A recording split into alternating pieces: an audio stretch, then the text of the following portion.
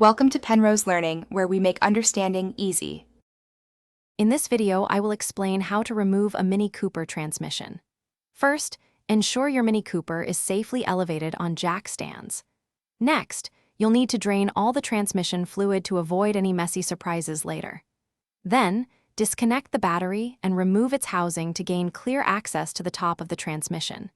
Having a good socket set, including Torx bits, and a torque wrench will be essential for these initial steps. Now, let's move on to disconnecting the surrounding components. You'll need to remove the axle shafts from both sides. Look for a 32mm nut with a locking tab that needs to be pried up. Next, disconnect the starter motor and all electrical connections leading to the transmission.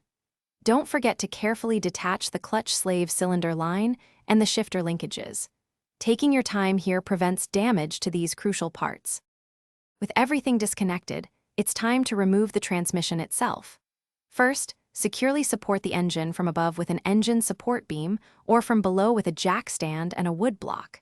Then, systematically unbolt the transmission from the engine block, paying close attention to all bell housing fasteners. Once all bolts are removed, use a transmission jack to carefully lower the heavy unit. This ensures safety and prevents damage to the transmission or other components. After removing the transmission, take this opportunity to inspect the clutch, flywheel, and any seals for wear, replacing them if necessary. Before reinstallation, ensure all mating surfaces are thoroughly cleaned for proper seal.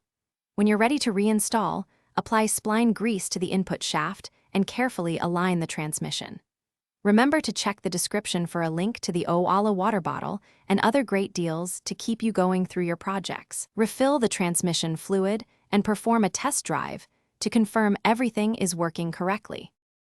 Thanks for watching. If this was helpful, leave a like and consider subscribing. See you next time.